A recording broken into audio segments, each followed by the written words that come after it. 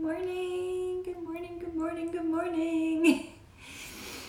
Welcome to Simply Seasonal Live.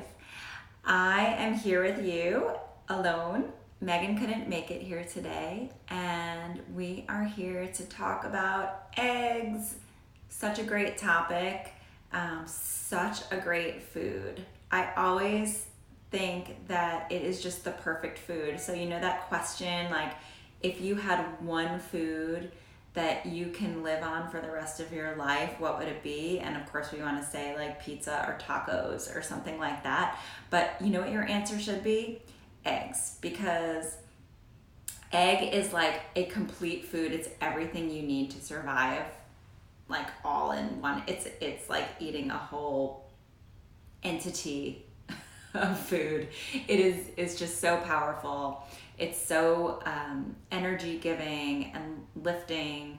And so one thing that Megan and I were just talking about is the importance of varying up your food and changing things out. And this all goes with the whole Simply Seasonal philosophy is, you know, even though the egg is a perfect amount of food, hey Megan, even the egg is the perfect food, it's really important to change these things out and not get stuck too much on one food, because your body is eventually going to be like, okay, I need something else, right? So we're going to get all into that.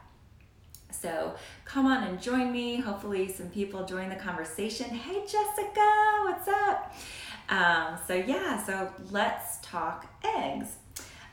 So one thing, when brown eggs came out, it almost felt like brown rice. Like, is it healthier, because they're brown instead of white? No, it's just a different kind of chicken. So the color of your eggshell, whether they're blue or brown or white, really doesn't make a difference. It's just telling you which kind of chicken, which heritage, which breed it's coming from. So that's really nothing we need to think one is better than the other. So that's important to know. Another thing is we look at the color of the yolks, and again, like, we look at the deeper orange, we go, oh, it must be healthier. And I always kind of thought that, and people say that it does taste richer, and I definitely feel that when it's in like a duck egg, because those have those really deep orange yolks. And actually what I'm learning is that really has to do with what the chicken is eating. So it depends on their diet. So in the winter, when actually chickens aren't laying as many eggs, because we've learned that eggs have a season too, and I think that's fascinating, right? So everyone who commented throughout the week on our egg post said like, oh my gosh, yeah, when I owned chickens, my chickens would never produce a lot of eggs in the winter. Like, they would really take a break and slow down. And so that's telling us that that's a really good time to take a break on eggs and just kind of lay off. And I'm learning this too as we go along. And it's just fascinating. So now's the time to bring them back in. But in the wintertime, there's less greens around for the chickens to forage on, right? And this is going to make their eggs turn a little bit more yellow and not as deep, because there is a phytochemical in the greens that actually help turn those yolks to be a deeper orange. So that's kind of interesting. So it really has to do a lot with their diet. And what I'm learning is a lot of these chicken farmers now are feeding their chickens marigolds, which are really going to turn them that orange color. So the more that they kind of, if they're going to start advertising that, oh, look for the deep colored yolk, they're probably going to start feeding the chickens different things just to make people think that it's healthier because it's a different color. So we need to kind of keep our eye on that and just know the truth about that, right? So that's kind of an interesting fact. So that's the color of the shells, that's the color of the yolks, knowing that these really aren't that important. What is important about your egg yolks is the shape. If you look at, and we posted a picture of just like a supermarket generic egg cracked next to a pasture-raised egg, and you can see the pasture-raised egg is this really, it's like eclipses up, it's very buoyant and round and like, what's the word? Just that, you know, it's got a curvature on it. Whereas the supermarket egg was just flat, and I mean, it literally looked dead. And so it's really interesting. So that basically is telling you the vibrancy and the nutrition. So look at the shape of your yolks, make sure they're vibrant and floaty and bubbly and alive. And that's what you're looking for, rather than, you know, an egg that just kind of falls off. You can also look at the texture. When you crack open, I feel like a nice pasture-raised egg, that shell is even harder when you crack it. It's harder to get through that shell, and the white part is much stickier and just gooier. Whereas sometimes those supermarket eggs will just blip, they just fall out, like there's no consistency to it. So so pay attention to those things, because those are going to help you know that you're having a nice raised egg. And why is it important to have these? Because these eggs, these chickens, have been foraging around, and so what they're eating is like grubs and worms. They're pecking them out of the ground. They're omnivores. They eat both plants and bugs. And so when you see the vegetarian fed eggs, it's like, okay, there is one good thing about that vegetarian fed label. It's telling you that, and this is gross, you guys, I'm really sorry, but when they have all the chickens like packed into these hen houses, and they're like getting sick and they're on top of each other, and they have to like fish out the dead chickens basically, like out of these things, and they'll pull them out.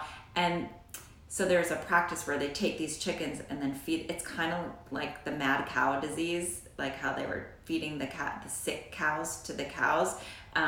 There's a practice where they use these chickens to refeed the chickens, so I'm sure we'll hear about mad chicken disease soon, so be careful.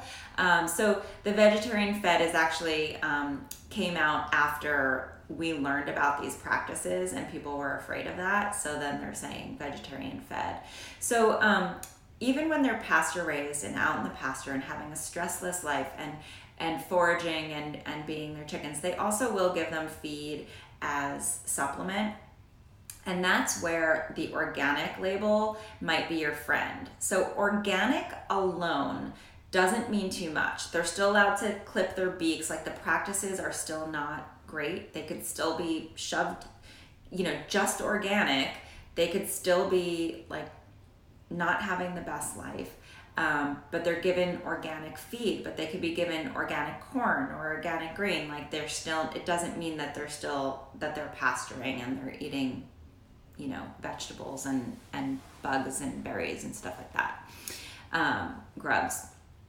So we want to be careful with that. But if you have pasture raised and organic together, that's kind of ideal, because that's going to tell you a lot. That's a lot of force behind that. And then, you know, this whole beak cutting thing really bothers me, just for the sake of the chickens and just ethically. And so there is one label called Animal Welfare Approved, and I'm going to start looking for this now too. I mean, of course, the best thing to do is to go to your farmer's market and know your egg farmer, and that's the best thing we can do. So find that little gem in your neighborhood, because they're all over the place, especially now. There's more and more people raising chickens, selling their eggs, even people doing it in their backyards and selling their eggs. Find somebody to, you know, your egg source, and make that important, because it is important where you're getting them. We don't need these, you know, eggs that don't mean anything. There's a lot of nutrition in there, and we need to take our eggs seriously. And then maybe not do as many of them, right? Like, when I always say that when you pay a lot for like a nice skin cream or something, you use it sparingly and you really appreciate it when it's on, you know? So it's like same thing when we invest in our eggs, we know it's a really high quality egg, and we're not gonna just like, oh, throw it in there, the 3-egg omelet or whatever, you know, like we eat it and we go, oh wow, this is a really high quality, high nutrition meal, and you can really feel it and taste it. And especially when you know your egg farmer, it's gonna feel a lot more special and unique. and appreciated. And this has been a great realization for a lot of people. In the video, I say, you know, how many times, because a friend of mine said, I really like those eggs you gave me, but then I saw how much they cost in the grocery store, and I just couldn't get over it. And I said, how many times have you went and bought a $5 or $6 coffee drink that has no nutrition at all, and you don't even blink at it? So when we put it in that perspective, it's like, yes, we can pay $6, $7 for a dozen eggs. So that's, you know, 6 to 12 meals for you and your family. I mean, that's a lot. So it's really not a lot of money, is what I'm saying. It's a lot of food for not a lot of money. So it's worth the investment, I promise. But anyways, so I was saying the animal welfare approved label seems to be the only one that really focuses on the practices of the beet cutting. So I find that interesting and something I'm going to look into more. And I just haven't noticed if that is also on my labels. I should have peeked at the ones I have downstairs. But that's where it's like, well, which brand should I get? Once you start getting into a brand and a bigger brand, we're going to have to start worrying about, well, you know, as they grow and demand starts to come, they're going to have to cut corners and make things go faster and easier. And so that's where we have to be careful, which again, why it's the best to just go to a small chicken farmer and know where it's coming from. So people who have, and one more thing, there are some fortified eggs, like omega-3 fortified, different vitamins they'll put in there. What's so interesting is that a pasture-raised egg has more omega-3s than a conventional raised egg that has been fortified with omega-3, right? So just go to the originally healthy egg, and we don't have to worry about refortifying it with what it already naturally should have. And then again, it's getting artificially fortified, so it's not even coming from the real source. So it's very important to come straight to that really well-raised healthy egg, okay? And if you guys have any questions on that, please feel free to type in, chime in. If you know anything I'm not talking about, if I'm missing something, please let me know. So another thing is, and Megan has told me her story, and this hasn't happened to me, but we can do, sometimes we can go too many eggs, too heavy on the eggs. And when we go heavy on anything, if there's something you eat every day of your life, forever, it's gonna start, your body is gonna be like, I need something different. This is going back to the varying up your diet. And so what happened to Megan is her body started to become intolerant to it. She was breaking out. I forget what else happened to you, Megan, but there were like signs that her body was not receiving it very well. And so she took a break off of it and said, you know what, I think, and that's the key, is becoming aware, finding awareness to what's not making you feel. If something doesn't feel right, it's important to look at what's not feeling right. Like, pay attention after you ate it. If you start think back to what you just ate. If you're not feeling right, no one should feel in pain. No one should feel uncomfortable after eating. And if you do, it's important to pay attention to that. A lot of times it's when we've eaten out and then we have no idea what's in the food. But so that's why when eating at home, at least you can have some control over that. But knowing how eggs feel to you is important. And maybe you've been doing them a little bit too much, and then sometimes you develop an intolerance to it, and you have to come to that realization like, oh, I need to back off the eggs for a little while. But what happens is then your body, you're bringing in other things to your body, you're varying up your diet more, you're eating with the seasons more, hopefully. And then there's a time where you can bring it back in and it actually feels good, it feels different, and you understand the feeling and the energy of that food. And so this definitely happens with eggs, right? So there's some major allergies going around.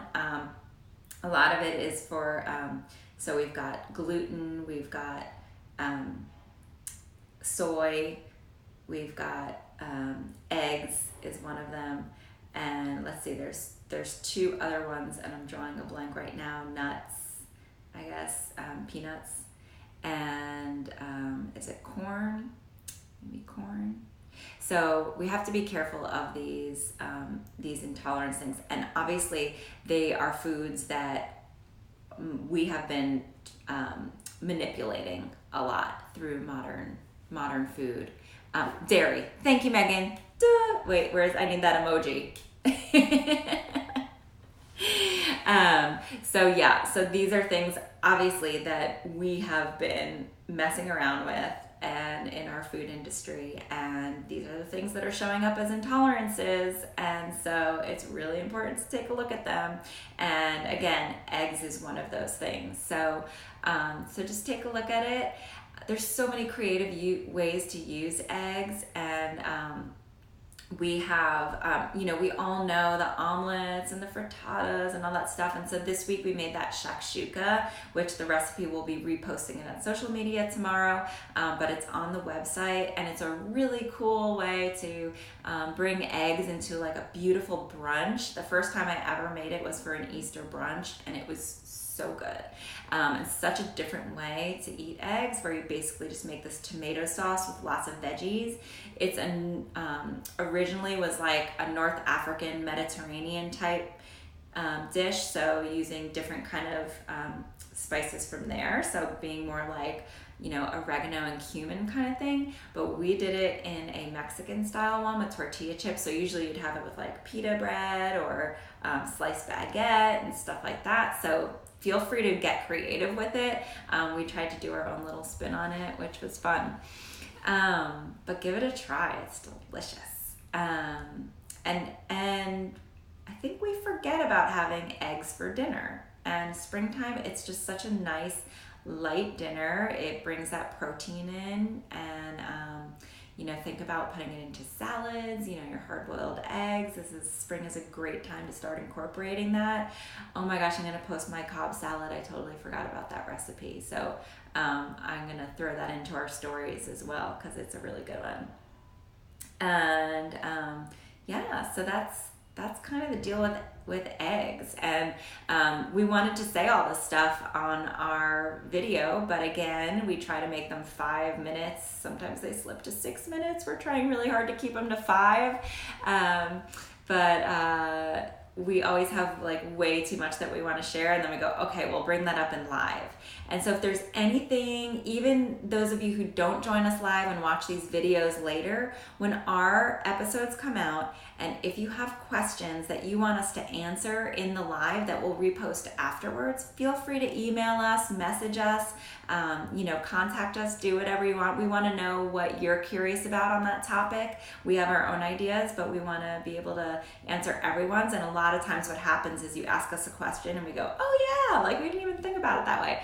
So, and we love looking it up. We love learning more. We love sharing more. And the cool thing is everything we learn and bring to it, it all resonates with the season over and over and over again. We're like blown away. And especially this whole egg thing. We've been like, oh my gosh, like we knew we'd bring up eggs as a topic because Easter's coming. So of course this is like when, it's the rebirth and it's the eggs and it's the birthing, and we get that it's springtime, but we didn't even recognize before we started putting this episode together, we didn't even recognize like how iconic it is for like the seasonal that eggs actually are seasonal.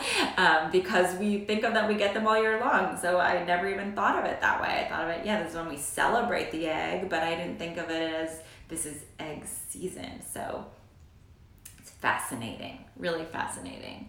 And hey Celise, thanks for joining. Hey Kim, I didn't say hi to you either.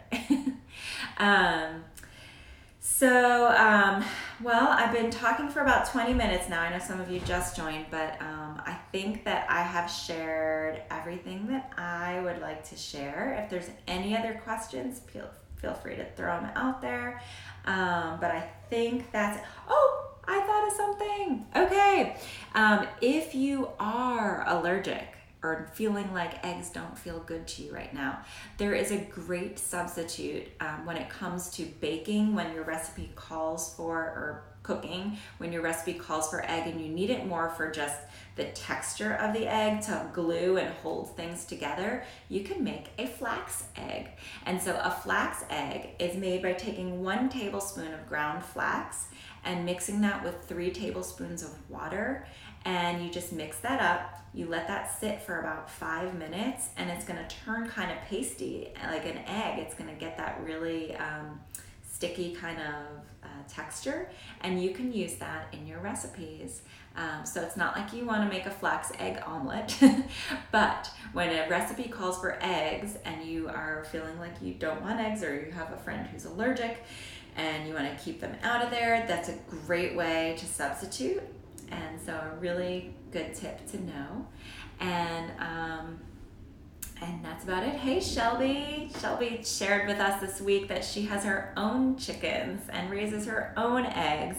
And so, Shelby, I was telling everyone that the best thing you could do is have a friend that raises eggs and gives them to you, because that's like the best. You know what it's being fed. You know how it's being treated. It's just the best way. And another thing that Megan shared with me today, because she got her farm eggs from her farm box, and every egg in that dozen eggs was like a different shape, a different size. They weren't so uniform, right? And that's so much more realistic. And we were going, how do they get them?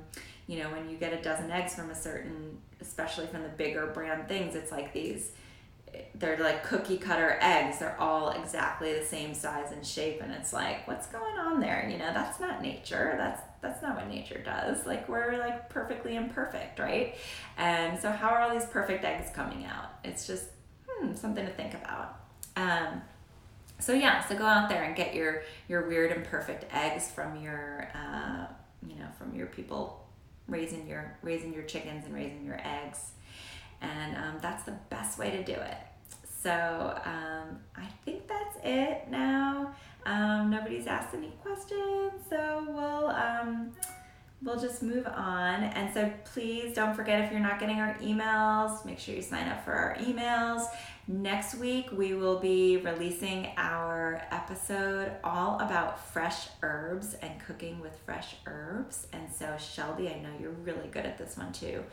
And so we're getting all into that. My whole kitchen looks so herbaceous right now. It's full of all those herbs we used in the episode, and luckily we have Passover and Easter this weekend, and I'm just going, that meal is going to be like packed with fresh herbs. I'm so excited about it. We're just throwing it in everything, and it's going to be so flavorful. I'm so excited. So that's about it. So thank you guys so much for joining me. And I look forward to the next time.